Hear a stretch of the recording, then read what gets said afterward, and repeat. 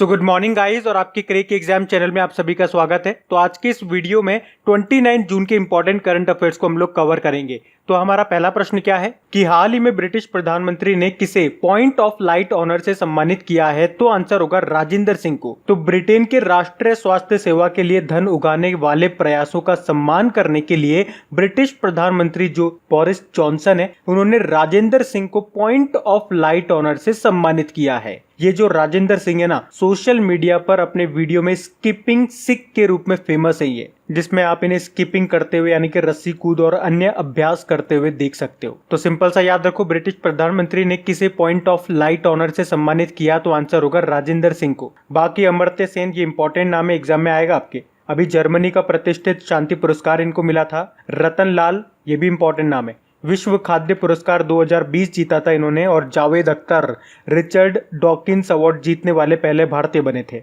अब बात ब्रिटेन की है तो ये रहा मैप में ब्रिटेन। कैपिटल क्या है? लंदन है। करेंसी है पाउंड स्टर्लिंग और प्रधानमंत्री बोरिस जॉनसन है। अच्छा, ब्रिटेन से अभी दो इंपॉर्टेंट क्वेश्चन हम लोगों ने देखे थे एक आध दिन पहले। एक तो अभी स्विस बैंक ने जो एनुअल बैंकिंग स्टैटिस्टिक 2019 रिपोर्ट जारी की थी, उसमें टॉप पे था ब्रिटेन। और उसमें भारत किस नंबर पे था? भारत 77 नंबर पे था। अभी 2 दिन पहले हम लोगों ने प्रश्न पढ़ा है। इसके अलावा एक और पॉइंट हमने पढ़ा था कि ब्रिटेन जो अपनी हेनरी हैवलॉक सड़क है, उसका नाम बदल करके गुरु नानक मार्ग करेगा। और सड़क के नाम बदलने से एक और याद रखो पॉइंट, इजराइल की जो तेल अवीव सड़क है उसका नाम बदल करके टैगोर स्ट्रीट कर दिया गया है। बाकी आप याद रख सकते हो, फिलिप बार्टन भारत में ब्रिटेन के नए उच्चायुक्त हाई कमिश्नर बने हैं। और अगर इसका उल्टा करके मैं आपसे पूछूं कि अभी ब्रिटेन में भारतीय उच्चायुक्त हाई कमिश्नर कौन बनी है, तो गायत्री कुमार आंसर करना। ये लेटेस्ट अपॉइंटमेंट है अभी। बाकी ब्रिटेन में जो वित्त मंत्री बने हैं वो भी भारतीय मूल के हैं। उनका नाम क्या है? ऋषि सुनक उनका नाम है। अच्छा देखो, जब भी ब्रिटेन की बात आती है मैं आपको एक अलग से पॉइंट बताता हूँ। उसके लिए आपको ले चलता हूँ मैप पे। तो यहाँ मैप में अगर आप देखोगे ध्यान से, तो अगर हम इंग्लैंड को, स्कॉटलैंड को और वेल्स को, अगर तीनों को जोड़ करके बात करेंगे तो कंप्लीट ये बनता है हमारा क्या? Great Britain. और अगर ग्रेट ब्रिटेन में हम नॉर्दर्न आइलैंड को भी जोड़ देते हैं तो ये कंप्लीट क्या बन जाएगा? आपका यूके बन जाएगा, यूनाइटेड किंगडम बन जाएगा। बाकी सबकी करेंसी भी आपको याद होनी चाहिए। नॉर्दर्न आइलैंड की बेलफास्ट होती है, इंग्लैंड की आपकी लंदन हो गई, स्कॉटलैंड की एडिनबर्ग है और वेल्स की होती है कार्डिफ। बढ़ते आगे। फिर है हाल ही में आयरलैंड के नए प्रधानमंत्री कौन बन गए हैं? सही उत्तर होगा माइकल मार्टिन बन गए हैं। फियाना फेल पार्टी के नेता हैं ये माइकल मार्टिन, जो अब आयरलैंड के नए प्रधानमंत्री होंगे। अभी तक जो प्रधानमंत्री थे वो भारतीय मूल के थे। क्या नाम था उनका? लियो वरादकर था। और उनकी पार्टी का नाम क्या था? फाइन गेल। तो एक्चुअली में अभी इन दोनों पार्टियों के बीच गठबंधन हुआ है, जिसमें जो लियो वरादकर है उन्होंने इस्तीफा दे दिया और अब वो उप प्रधानमंत्री बन गए हैं। और प्रधानमंत्री कौन बन गए हैं? माइकल मार्टिन बन गए हैं। लेकिन 2 साल के बाद लियो वरादकर फिर से प्रधानमंत्री बन जाएंगे इस गठबंधन के अनुसार। तो ये आप नाम याद रखना। अभी 2 साल तक तो आपको यही नाम याद रखना है, माइकल मार्टिन आयरलैंड के प्रधानमंत्री हैं। और 2 साल के अंदर अंदर तो आप जॉब भी लग जाओगे, तो नया नाम याद रखने की आपको जरूरत भी नहीं होगी। बाकी कुबात बेक बोरोनोव की बात करेंगे। अभी हमने पढ़ा था किर्गिस्तान के नए प्रधानमंत्री बने। और मुस्तफा अल कदीमी इराक के प्रधानमंत्री बने थे ये। यहाँ पे आयरलैंड की बात हो रही है तो आप देखिए मैप में ये रहा आयरलैंड। याद रखना, आयरलैंड अलग है, नॉर्दर्न आयरलैंड अलग है। नॉर्दर्न आयरलैंड की कैपिटल आपकी बेलफास्ट होती है, फर्स्ट वाले क्वेश्चन में हम देख चुके हैं। आयरलैंड की कैपिटल होती है डबलिन। करेंसी और प्रधानमंत्री तो यही बन गए, माइकल मार्टिन। बढ़ते आगे। फिर है हाल ही में किस राज्य या यूनियन टेरिटरी में सीरो सर्वे शुरू किया गया है? तो आंसर होगा नई दिल्ली में। सीरो सर्वे का मतलब होता है सीरोलॉजिकल सर्वे। तो इस सर्वे से ये पता लगाया जा रहा है कि राजधानी में कोविड-19 का फैलाव किस हद तक है और कितने लोगों के शरीर में इस वायरस से लड़ने की प्रतिरोधक क्षमता विकसित हो चुकी है। मतलब जिस व्यक्ति का सैंपल लिया जा रहा है उसके अंदर कोरोना के खिलाफ एंटीबॉडीज विकसित हुई है या नहीं हुई है। इसे आप ऐसे भी समझ सकते हो कि अगर कोई व्यक्ति कोरोना की चपेट में आया लेकिन उसके अंदर कोई भी लक्षण नहीं दिखे, तो ऐसे में उसके शरीर में 5 से 7 दिन के अंदर अपने आप एंटीबॉडीज बनना शुरू हो जाती है। तो इस सर्वे से यही पता लगाया जा रहा है कि कौन कौन वो लोग हैं जिन्हें कोरोना हुआ है लेकिन वो अपने आप ठीक हो गए हैं। तो इससे कोरोना के फैलने और उसकी क्षमता का पता लगाने में मदद मिलेगी। अब बात दिल्ली की है तो दिल्ली के मुख्यमंत्री कौन है? अरविंद केजरीवाल है। और यहाँ के लेफ्टिनेंट गवर्नर का नाम है अनिल बैजल। बाकी आपको याद होगा यहाँ के प्रगति मैदान मेट्रो स्टेशन का नाम बदल करके सुप्रीम कोर्ट मेट्रो स्टेशन कर दिया गया था। अभी आईआईटी दिल्ली न्यूज में था, इसने अभी प्रकृति पोर्टल को लॉन्च किया था कोविड-19 के प्रसार की भविष्यवाणी करने के लिए। उसके अलावा अभी दिल्ली गवर्नमेंट ने एक्सेस कोरोना एप्लीकेशन को लॉन्च किया था, एक ऑपरेशन शील्ड इन्होंने लॉन्च किया था और एक 5T प्लान भी लॉन्च किया था कोविड-19 के स्प्रेड को, उसके प्रसार को कंट्रोल करने के लिए। और अभी आपको याद होगा दिल्ली में अस्पतालों के बिस्तरों की वास्तविक समय की जानकारी यानी कि रियल टाइम इंफॉर्मेशन देने के लिए एक मोबाइल एप्लीकेशन को भी लॉन्च किया था। उस मोबाइल एप्लीकेशन का क्या नाम था? दिल्ली कोरोना। उससे आपको वहाँ की जो अस्पताल है उससे पता लग जाएगा कि भाई कितने बेड खाली हैं, कितने भरे हुए हैं, ये सब। तो ये ध्यान रखना है आपको। बढ़ते हैं आगे। अच्छा हाँ गाइज, एक और अच्छी खबर है आप लोगों के लिए। देखो मैंने आप लोगों से बोला था कि शुरुआत के 6 महीने यानी कि जनवरी से लेके जून तक जो भी टॉपिक वाइज आपके करंट अफेयर्स बनेंगे उनको मैं आपको कवर कराऊंगा 1 बाय 1। जैसे कि इंडेक्सेस हो गए, बुक्स हो गई, अपॉइंटमेंट्स, अवार्ड्स वगैरह हो गए। तो मैं आपको GI टैग्स करवा चुका हूँ, IITs करवा चुका हूँ, एम्बेसडर और हाई कमिश्नर, राजदूत, उच्चायुक्त ये करवा चुका हूँ। तो अब बारी आती है बुक्स की। तो बुक्स का ऑडियो आपको आज मिल जाएगा। फिर से सुनो, जनवरी से लेके जून तक जितनी भी आपकी बुक्स आई है न्यूज में, उन पे एक डेडिकेटेड ऑडियो मैं आपके लिए बना रहा हूं और वो आपको आज दोपहर तक मिल जाएगा। और दोपहर तक भी नहीं मिल पाया, नहीं बन पाया तो शाम तक तो मिल ही जाएगा। अब आपको कैसे पता लगेगा कि ऑडियो अपलोड हो गया है? तो अगर आपने खबरी एप्लीकेशन पे अपना जो क्रैक एग्जाम चैनल है वहां पे मुझे फॉलो कर रखा होगा और फॉलो करने के बाद बेल आइकन पे प्रेस कर रखा होगा जिस तरह से आप यूट्यूब पे करते हो, तो आपको नोटिफिकेशन मिल जाएगा। उसके अलावा मैं टेलीग्राम पर भी पोस्ट कर दूंगा और उसके अलावा जो अपना कम्युनिटी टैब होता है यूट्यूब चैनल का, वहां पर भी पोस्ट कर दूंगा ताकि आपसे वो मिस न हो। देखो एक्चुअली होता क्या है, जब भी ऑडियो अपलोड करते हैं तो वो ऊपर ही ऊपर वहां पे आता है, लेकिन उसके बाद आगे के और ऑडियोज आते जाते हैं। जैसे कि करंट अफेयर्स के रिवीजन वाले वीडियोस के वीकली वाले हम अपलोड करते हैं तो ये टॉपिक वाले नीचे नीचे चले जाते हैं और फिर अगर कोई नया स्टूडेंट आता है तो फिर उसको वो मिल नहीं पाते हैं। तो आपकी कोशिश यही होनी चाहिए कि जब ऑडियो अपलोड हो तो उसी वक्त आप सुन लो और उसके लिए आप तक नोटिफिकेशन पहुंचना चाहिए। तो खबरी एप्लीकेशन पे अपने क्रैक एग्जाम चैनल पे जहां आप ऑडियो सुनते हो वहां पे एक फॉलो का बटन होगा, उसे प्रेस करके बेल आइकन पे क्लिक जरूर कर लेना अगर नहीं करा हो तो। और हाँ, अगर वीडियोस अपने अच्छे लग रहे हैं, मेरी मेहनत जो आप लोगों के लिए मैं कर रहा हूं, अगर आपको वो पसंद आती है, हेल्पफुल लगती है, तो प्लीज वीडियो को आप लाइक जरूर करा करें कम से कम, और अपने दोस्तों के साथ में, अपने फैमिली मेंबर्स में इसको शेयर जरूर करा करें अगर कोई पढ़ने वाला स्टूडेंट है तो। और वैसे कल हम लोगों ने एक टारगेट रखा था लाइक्स का 9000, वो तो हम कवर नहीं कर पाए, अचीव नहीं कर पाए। तो क्या कहते हो आप लोग? हमें डेली उस टारगेट को मेंटेन रखना चाहिए जब तक उसको अचीव ना कर लें, क्या छोड़ें कि हमारे बस की बात नहीं है? बताओ क्या करना है। चलिए अभी तो बढ़ते हैं आगे। फिर है, हाल ही में किस राज्य की सरकार ने @1 क्लिक पहल को शुरू किया है? तो आंसर होगा गुजरात सरकार ने। तो अभी गुजरात की सरकार ने MSME सेक्टर्स और जो बड़े औद्योगिक इकाइयां हैं, मुख्य रूप से जो टेक्सटाइल इंडस्ट्रीज हैं, उनके लिए गुजरात सरकार ने एक ऑनलाइन नगद सहायता पहल शुरू की है जिसका नाम है @1 क्लिक। और अभी इस पहल को गुजरात के जो मुख्यमंत्री हैं विजय रूपानी जी, उन्होंने लॉन्च किया है। अच्छा, गुजरात से एक पॉइंट मैं आपको और बताता हूं, ध्यान से सुनना। अभी गुजरात के 5वें लोकायुक्त बने हैं। कौन बने हैं? राजेश शुक्ला बने हैं। तो ये नाम भी ध्यान रखना आप। अब बात गुजरात की है तो ये रहा मैप में गुजरात। कैपिटल गांधीनगर है, मुख्यमंत्री हैं विजय रूपानी, गवर्नर कौन है? आचार्य देवव्रत है। और गुजरात हाईकोर्ट के चीफ जस्टिस कौन है? विक्रमनाथ है। अभी IIT गांधीनगर न्यूज में था क्योंकि इसने MIRAHD कोविड-19 डैशबोर्ड लॉन्च किया था। अभी गुजरात की एक मेक पावर कंपनी है, उसने भारत की पहली स्वदेशी सीम सीलिंग मशीन लॉन्च की है PPE किट्स के लिए। और अभी CSIR की एक रिपोर्ट आई थी जिसमें बताया था कि टोटल इंस्टॉल्ड रिन्यूएबल कैपेसिटी के मामले में गुजरात तीसरे नंबर पे था। पहले नंबर पे कर्नाटक था, दूसरे पे तमिलनाडु और तीसरे पे था गुजरात। जबकि उससे कुछ समय पहले एक लिस्ट आई थी सोलर रूफटॉप इंस्टॉलेशन 2020, उसमें टॉप पे रहा था गुजरात। इसके अलावा भी टेसर गन प्राप्त करने वाली पहली पुलिस भी बनी है गुजरात की। और अहमदाबाद रेलवे स्टेशन पहला रेलवे स्टेशन बना था सैनिटाइजिंग टनल इंस्टॉल करने वाला। अभी यहाँ पे उम्बारे आंगनवाड़ी योजना भी शुरू की गई थी लॉकडाउन में बच्चों की मदद करने के लिए। और आपको पता है गुजरात में ही है सरदार पटेल जी की दुनिया की सबसे ऊंची मूर्ति गुजरात के नर्मदा जिले में है। बढ़ते हैं आगे।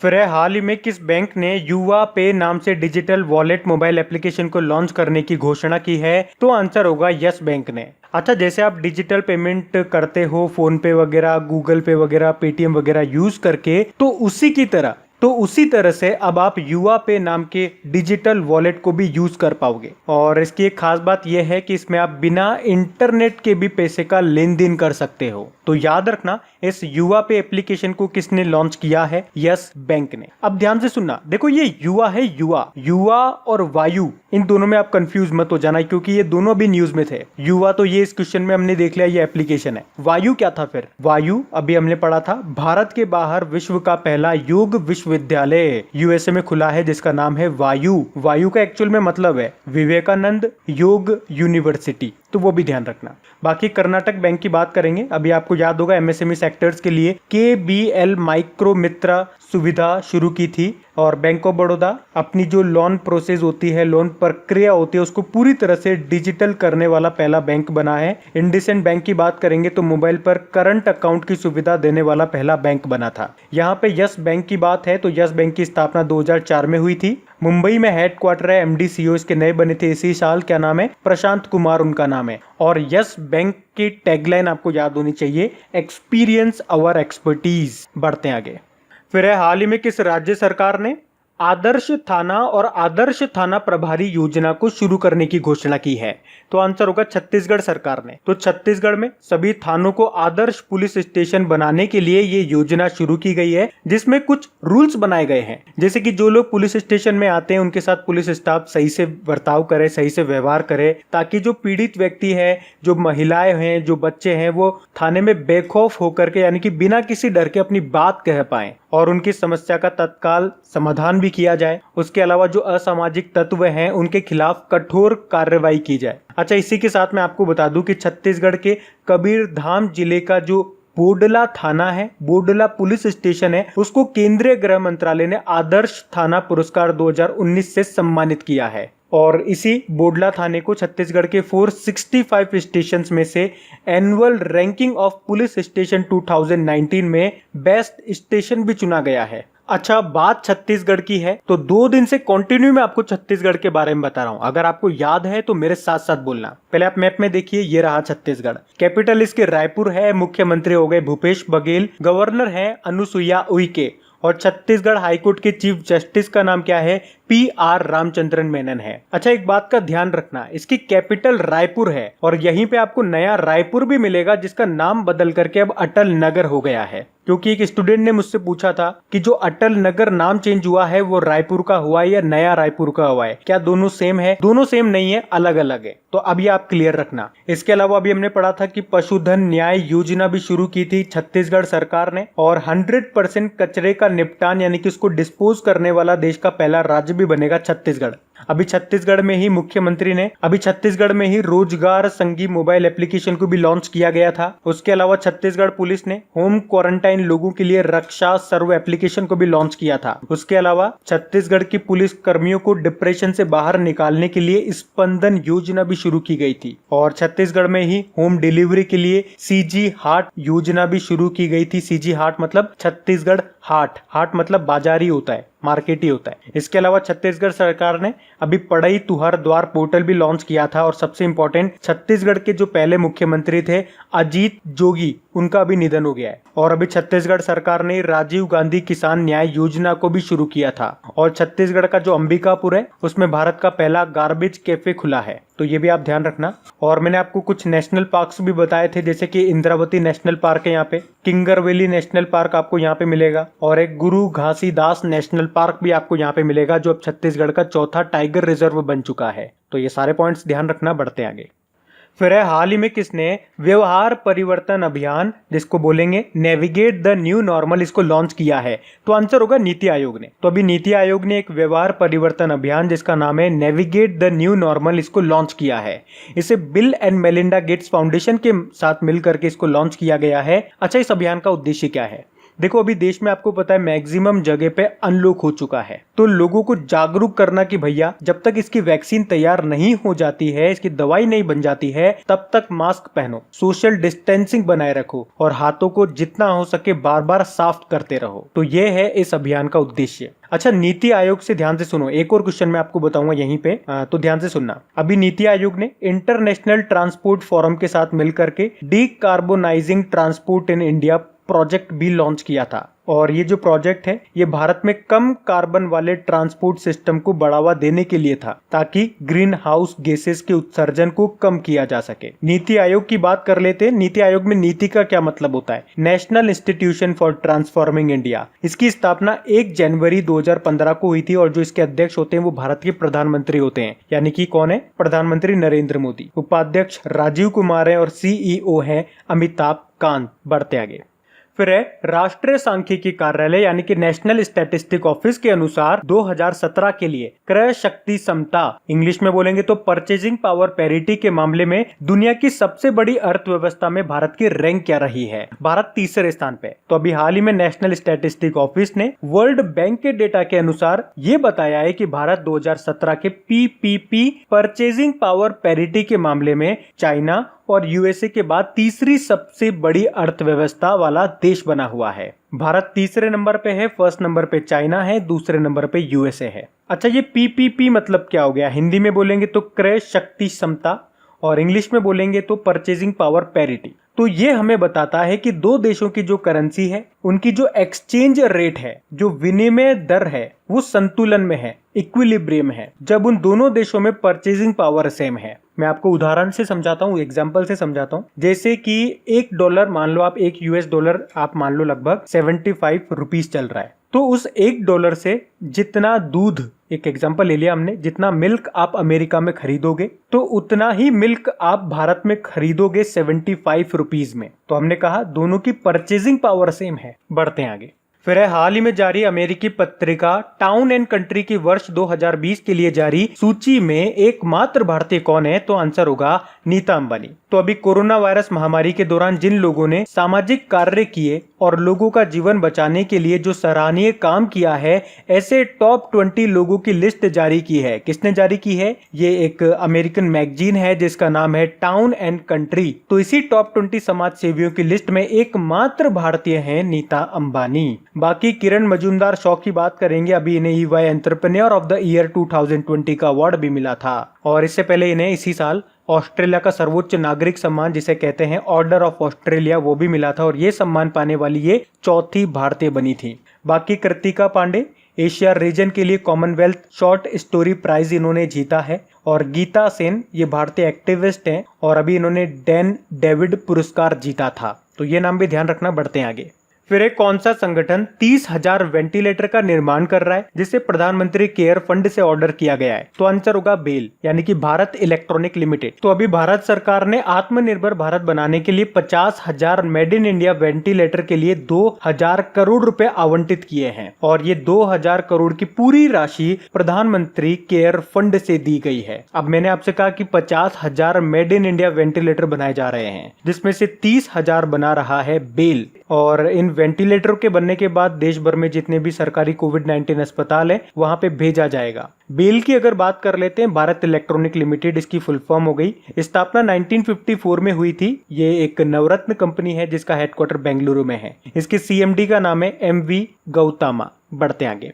फिर है हाल ही में किसने गरीब कल्याण रोजगार अभियान के वेब पोर्टल को लॉन्च किया है? तो आंसर होगा नरेंद्र सिंह तोमर ने। अच्छा, आपको याद होगा कुछ समय पहले प्रधानमंत्री मोदी जी ने इस अभियान को लॉन्च किया था जिसका उद्देश्य क्या था कि 4 महीनों में जो लोग अपने राज्यों में वापस आए हैं, यानी कि ऐसे श्रमिक जो बाहर कहीं काम करते थे लेकिन अभी कोरोना काल में जब लॉकडाउन लगा तो अपने अपने वो राज्य में वापस आ गए हैं, तो उन श्रमिकों को रोजगार देने के लिए और उनके ग्रामीण विकास के लिए तो ये अभी गरीब कल्याण रोजगार अभियान को शुरू किया था। तो इसी अभियान के बारे में और डिटेल में जानकारी देने के लिए ये गरीब कल्याण रोजगार अभियान पोर्टल को लॉन्च किया है। किसने?